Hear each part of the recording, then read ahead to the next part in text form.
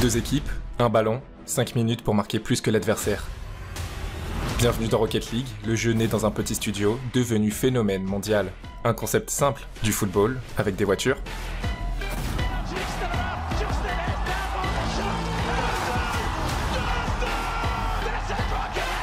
Mais derrière cette idée un peu folle se cache un jeu qui a enflammé des stats pendant des années, avant de lentement glisser vers sa perte. Retour en 2008, dans un petit studio du nom de Psyonix, un projet voit le jour, Supersonic Acrobatic Rocket Powered Battle Cars. oui, c'est ça le nom. Le principe est clair, des voitures, un ballon, des boosts et plein d'acrobaties dans tous les sens. Ce jeu pose les bases de ce qui deviendra 7 ans plus tard, Rocket League. Un nom plus court, plus simple, plus efficace. Et dès sa sortie en juillet 2015, le jeu explose immédiatement. De nombreux joueurs s'y intéressent, des streamers s'en emparent, une communauté passionnée commence à naître. Très vite, tout le monde réalise que derrière ce gameplay assez simple, une voiture, tirer dans un ballon et marquer un but, c'est en fait tout le contraire. Car ceux qui en joué le savent, Rocket League est un des jeux les plus mécaniques, tous genres confondus. Porté par ce lancement réussi, le jeu atteint plus de 8 millions de téléchargements et au fil du temps il devient l'un des jeux les plus joués au monde. Ce qui fait sa force, c'est cette courbe de progression qui semble infinie. Au début, tous les joueurs s'émerveillent devant leur première aérienne, cette capacité à propulser la voiture dans les airs, ajuster l'angle et frapper le ballon en pleine trajectoire. Mais très vite les compétences s'élèvent et on passe de cette aérienne classique à des double flip resets, où le joueur remet à zéro son saut en touchant le ballon pour enchaîner un second flip dans les airs. Et des mécaniques comme ça, il y en a des dizaines et des dizaines. Toujours plus impressionnantes, toujours plus exigeantes, qui transforment chaque action spectaculaire en véritable exploit. Et avec ces joueurs qui gravissent les rangs du classement, repoussent les limites du possible, ça attire naturellement l'attention des spectateurs. Alors en 2016, cette communauté de prodiges mécaniques et sa mise en scène spectaculaire est très accessible en tant que spectateur, motive Psyonix à lancer les RLCS, Rocket League Championship Series. Le jeu entre dans le monde de l'e-sport. Tout semble alors briller pour Rocket League, l'avenir paraît radieux, et pourtant c'est un tout autre destin qui l'attend. Avant de commencer, laissez-moi vous parler de Crystal of Atlan, le partenaire de cette vidéo. C'est un tout nouveau MMO Magic Point qui sort officiellement le 28 mai sur mobile, PlayStation et PC.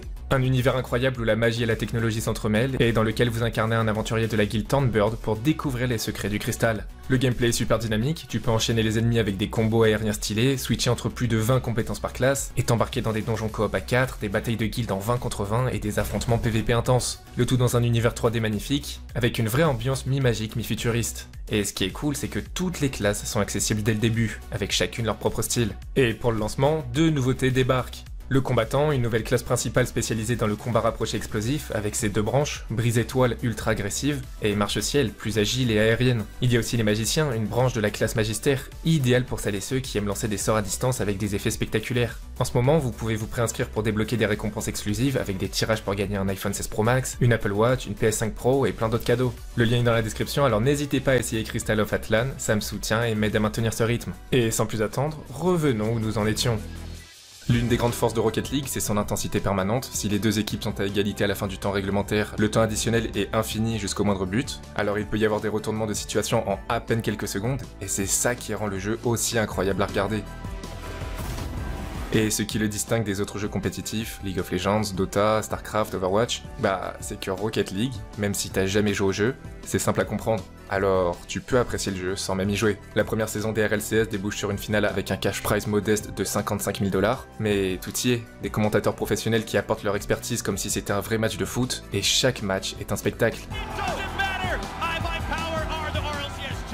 Les saisons suivantes s'améliorent, il y a plus d'argent, il y a plus d'équipes, des structures internationales bien connues sur d'autres jeux qui s'installent sur Rocket League, et des noms qui émergent. Entre 2016 et 2019, certains noms deviennent légendaires, TurboPolsa, seul joueur à décrocher 4 titres mondiaux à cette période, ou encore K-Dub que vous connaissez sûrement, le prodige français, 3 fois champion du monde qui deviendra un pilier de la Team Vitality. Regardez ici, nous sommes en 2018, finale de la saison 5 des RLCS, Team Dignitas contre Energy Esports, et si je vous parle de cette rencontre, c'est car pour moi et pour beaucoup de fans de la scène compétitive sur le jeu, c'est une des plus belles confrontations de l'histoire de Rocket League. Il y a 3 victoires partout, il ne reste plus qu'un 7ème match pour les départager, à ce moment-là, il y a 2 buts partout, il reste moins de 10 secondes, et Dignitas prend l'avantage.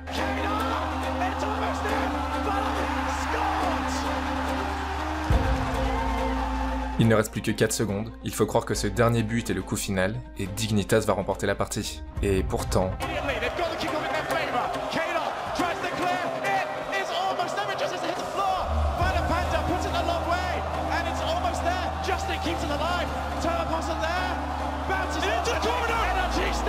Just ahead, there for the shot, and done! il restait 0 secondes. Et dans Rocket League, quand il reste 0 secondes, tant que le ballon ne touche pas le sol, la partie n'est pas terminée. Et Energy égalise. Ce but est entré dans la légende, encore aujourd'hui gravé parmi les plus beaux buts de l'histoire du jeu. D'ailleurs, Life is Cool a consacré une vidéo entière sur ce simple but. Franchement, regardez-la, vous aurez envie de jouer après, c'est sûr. Des exemples comme ça, des exploits en pleine compétition, il y en a d'autres, et Rocket League a cette faculté à faire trembler tous les spectateurs. Tout ça attire un public toujours plus large, et en parallèle, Psyonix joue un rôle très important en ajoutant le cross-platform total. Peu importe que tu joues sur PlayStation, Xbox ou PC, tout le monde peut s'affronter. Mais un tournant important arrive en 2019, le rachat de Psyonix par Epic Games. Sur le papier, c'est une bonne nouvelle. Epic a prouvé avec Fortnite qu'il savait faire rayonner un jeu à l'échelle mondiale, alors forcément on imagine un avenir d'une telle ampleur pour Rocket League. Enfin, en tout cas, on aurait aimé que ça se passe comme ça.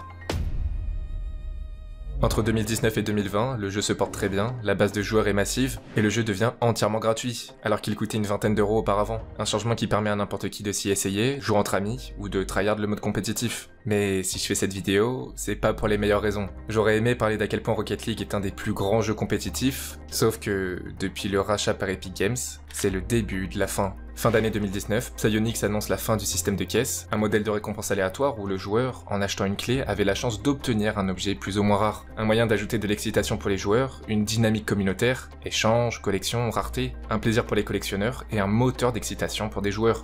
A lot of my videos are revolved around crates, and that's kind of how I grew my channel initially. They're not removing microtransactions, you know, they've got to make that dollar, but they're removing the random aspect of it. Alors à première vue, ça ressemblait à du casino, des jeux d'argent, donc c'est pas une mauvaise chose que ça soit supprimé pour éviter les dérives et les addictions. Mais ce système de caisse est rapidement remplacé par les blueprints et par une évolution de la boutique. On passe d'un modèle de boîte surprise à un modèle purement cosmétique et toujours monétisé. D'ailleurs, ce passage en free-to-play est aussi critiqué car oui, ça élargit l'audience, il y a plus de joueurs, mais on comprend que ce n'était qu'une étape pour monétiser plus massivement. Un écosystème que l'on retrouve évidemment sur Fortnite, qui a révolutionné le marché du jeu vidéo avec les skins et les passes de combat. Mais en soi, c'est pas une mauvaise chose que le studio veuille faire de l'argent. S'il réinjecte dans le développement du jeu, c'est une bonne chose. Mais bon, malheureusement, c'est pas trop le cas. Et c'est pas tout, il y a même des petits détails auxquels on pense pas, mais dans la même période, Psyonix annonce l'arrêt du support pour macOS et Linux. Alors oui, c'était une toute petite communauté, mais des joueurs fidèles qui se retrouvent brusquement privés du jeu. À vrai dire, ça reste des changements mineurs, pas de quoi gâcher complètement le jeu. Et heureusement, après le rachat par Epic, l'eSport Rocket League continue de se structurer et d'évoluer. À ce moment-là, Team Vitality est au sommet, décrochant son tout premier titre mondial, une consécration pour la structure, mais aussi pour l'Europe, qui confirme sa domination sur la scène RLCS, et surtout, une vague de talents français et francophones commence à émerger. En juillet 2021, c'est au tour de la Carmine Corp de se lancer dans l'arène Rocket League, et très vite, l'équipe s'impose parmi les meilleurs d'Europe, portée par un roster solide. C'est ainsi qu'émerge le prodige Vatira, qui, à seulement 16 ans, remporte un tournoi majeur avec Moist Esports, un exploit qui le propulse sur le devant de la scène, pour quelques mois plus tard devenir la tête d'affiche de la Carmine Corp. Mais il est pas seul, d'autres structures brillent comme BDS, avec des joueurs tout aussi talentueux, de vraies rivalités s'installent et c'est grâce à elles que la scène reste vivante, dynamique et surtout passionnante. Aujourd'hui, certains joueurs stars ont marqué le monde de Rocket League et même au-delà dans le monde de l'e-sport.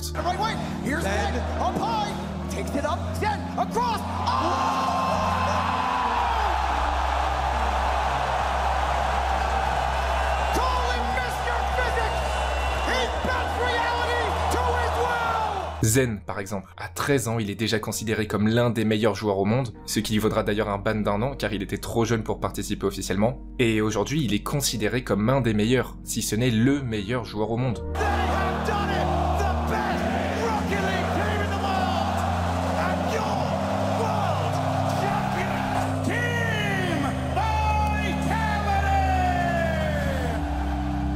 La France et la francophonie plus largement dominent la scène, que ce soit en 3 contre 3, le format classique, ou en 1 contre 1, la plupart des meilleurs joueurs sont chez nous. Et chaque match, chaque tournoi, donne lieu à des scénarios incroyables. Je joue très rarement à Rocket League, mais à chaque fois que je me surprends à regarder un match d'e-sport, ça me prend aux tripes. Enfin bref, je pourrais consacrer des vidéos entières sur plusieurs joueurs tant les histoires sont inspirantes et captivantes. Mais tout ça mène à un constat simple. Si Rocket League est encore debout aujourd'hui, c'est grâce à ses joueurs, les créateurs, les professionnels, la communauté tout entière. Parce que si le jeu devait survivre uniquement grâce à son développement, sa mise à jour et ses nouveautés, il serait sans doute déjà mort. Et il faut reconnaître une chose, Epic Games a compris que l'e-sport, ça marche. Alors ils ont mis en place la boutique e-sport, des objets cosmétiques aux couleurs des meilleures équipes de la scène, décals, jantes, bannières. L'objectif est d'offrir une nouvelle source de revenus avec un pourcentage reversé aux équipes, et ça, c'est une excellente chose. Ça stabilise la scène, ça motive les structures à investir, et ça permet aux fans de supporter leurs équipes favorites directement en jeu. Aujourd'hui encore, on croise des voitures aux couleurs de la Karmine Corp, de BDS, de Vitality, ou encore des Gentlemates, qui ont également rejoint la scène.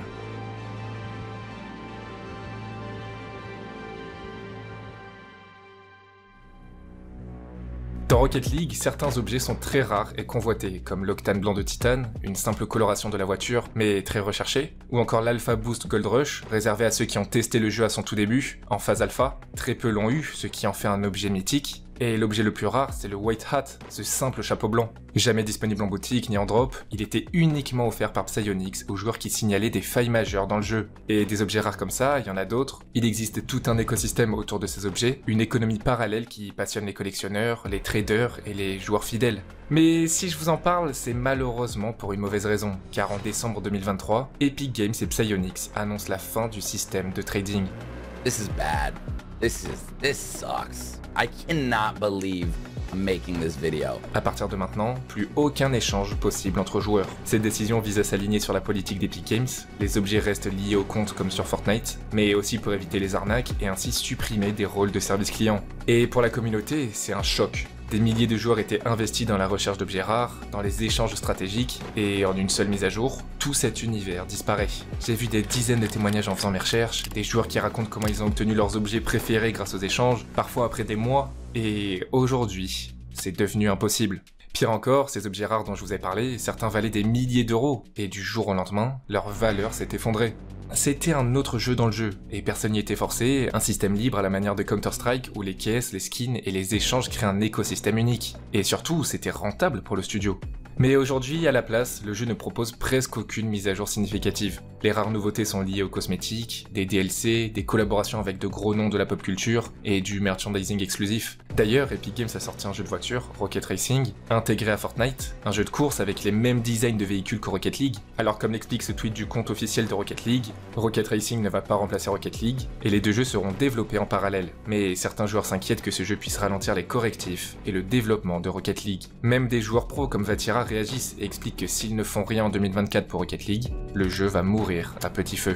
Et malgré tout ça, Rocket League continue de tenir debout. Les créateurs de contenu jouent encore, il y a toujours énormément de joueurs simultanés, et la scène e-sport semble se porter plutôt bien. Enfin, c'est ce qu'on pourrait croire.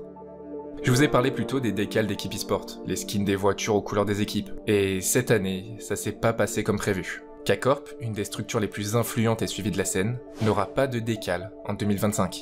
Voici la raison. La Karmine Corp a fait rayonner Rocket League comme jamais, avec une fanbase massive, présente en physique sur les événements, bruyante, passionnée. Avant, les revenus liés au décal e-sport étaient calculés en pourcentage des ventes sur l'année, ce qui récompensait directement les clubs les plus populaires et performants. Mais aujourd'hui, Epic propose un forfait unique, calculé uniquement sur les ventes de 2024, sans prendre en compte l'historique ou le potentiel futur de chaque équipe. Ainsi, la Karmine Corp qui a eu des baisses en 2024 sur Rocket League, estime que le montant fixe proposé sous-évalue la vraie force de la marque, bâtie sur plusieurs années de succès. De plus, la décale de 2024 ne correspondait pas à leurs attentes, ce sont eux qui soumettent les graphismes et Epic se réserve le droit de les modifier ou de les refuser.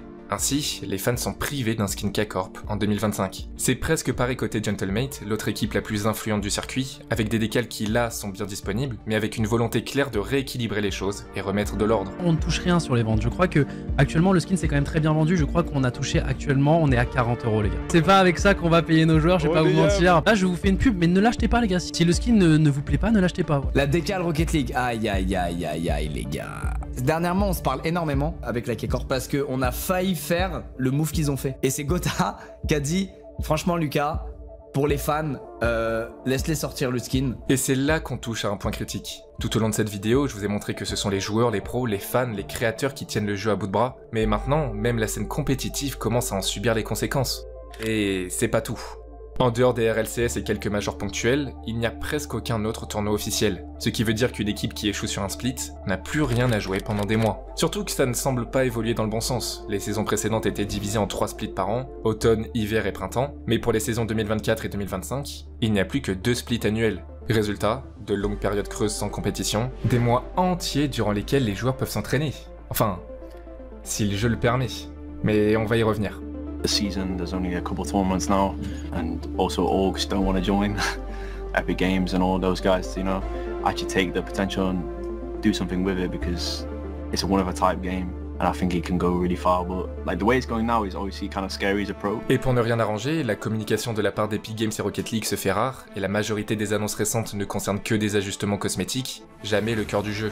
Fin septembre 2023, Epic annonce la suppression de 16% de ses effectifs, et Rocket League est l'un des départements les plus touchés, l'équipe de communication est en déclin, l'équipe de la production des RLCS est réduite, et des commentateurs influents de la scène ne sont pas renouvelés. Et lorsque des médias interrogent Epic Games sur leur approche de l'e-sport sur Rocket League, ils refusent, à croire que ça ne fait plus partie de leurs priorités. Et c'est là qu'on touche à un pilier du jeu, l'e-sport, qui s'effondre doucement mais sûrement. À cela s'ajoute aussi le problème de paiement des cash prizes. Selon des déclarations sur Twitter, il y aurait des délais de paiement de la part d'Epic Games, qui auraient mis des mois à payer des gains de joueurs professionnels, des sommes atteignant plusieurs centaines de milliers d'euros. Bon, ça c'est encore un autre sujet, je vais pas entrer dans les détails, à vrai dire je sais pas vraiment comment ça se passe en interne. Et quand je vous parlais de cette longue période creuse entre les compétitions, la plupart des joueurs en profitent pour s'entraîner en ranked contre d'autres joueurs, sauf qu'en ce moment, ils ne peuvent même plus jouer. Eh ben, je suis content. T'as regardé? Mais non! Je suis victime, je suis victime d'harcèlement, mais on n'en parlera pas. Des joueurs sont victimes de DDoS, c'est-à-dire attaquer la connexion du serveur pour rendre injouables les parties. Le but, harceler les joueurs pros et les créateurs, ou trafiquer le classement pour revendre des comptes montés grâce à ce système. Il suffit au DDoSeur de perturber la connexion entre lui et les autres pour qu'il soit le seul capable de toucher le ballon, assurant la victoire. Et pendant ce temps-là, les pros ne peuvent plus s'entraîner, les créateurs ne peuvent plus tourner leurs vidéos, et c'est un cercle vicieux, l'audience baisse, le public décroche, et ça impacte le nombre de joueurs. Face à tout ça, quelles sont les réactions d'Epic Games et Psyonix? Bah, la dernière actualité notable, c'est le crossover entre Rocket League et les Tortues Ninja. Voilà. Tout cela contribue à une baisse de joueurs. Il est simple d'observer la baisse d'intérêt global, moins de joueurs actifs, et pourtant, le jeu continue de survivre. Rocket League n'est pas mort. Alors encore une fois, je reviens à ce point très important. Aujourd'hui, Rocket League ne meurt pas, mais il ne grandit plus. Et s'il se maintient tant bien que mal, c'est uniquement grâce aux joueurs. Ceux qui continuent de s'amuser sur le jeu quand il n'y a pas de problème de connexion. Et si je fais cette vidéo, c'est pas pour cracher sur Epic Games et Rocket League. J'adore le jeu, je m'amuse trop quand j'y joue, et c'est un des jeux que je préfère regarder en e-sport. Alors je veux juste que ça évolue dans le bon sens, pour pas qu'un jour le jeu disparaisse. Mais qu'est-ce qui peut encore sauver Rocket League ? Passer sur Unreal Engine 5, un moteur graphique plus récent par exemple, ce serait comme annoncer un Rocket League 2, une nouvelle qualité visuelle et de meilleures performances. Et Psyonix n'a jamais communiqué officiellement à ce sujet, mais un indice laisse supposer que ça va arriver. Et cet indice, c'est une offre d'emploi. Oui. Une offre d'emploi publiée par Psyonix qui évoque déjà Unreal Engine 5 comme le moteur d'avenir. Il recherche quelqu'un pour communiquer sur ce projet. Également, il faudrait de nouveaux modes de jeu pour éviter que les joueurs se lassent, et il existe déjà des modes créés par la communauté que le jeu pourrait officialiser. C'est pas grand chose, mais ça aide. Il faut absolument miser sur des serveurs stables pour éviter tous les problèmes de connexion, et bien sûr revoir complètement la scène e-sport. C'est le plus important pour un jeu compétitif, et je pense que je vous l'ai assez montré. Je suis sûr qu'il y a plein d'autres améliorations possibles, alors n'hésitez pas à donner les vôtres en commentaire, et vos avis sur l'état actuel du jeu. Malgré ces turbulences, Rocket League reste un jeu à l'allure incroyable, son concept unique et son gameplay ont le potentiel de renaître de leurs cendres, et tant que le public vibrera sur un but marqué en overtime, tant que les joueurs auront envie de s'envoler vers le ballon, alors l'histoire n'est pas terminée.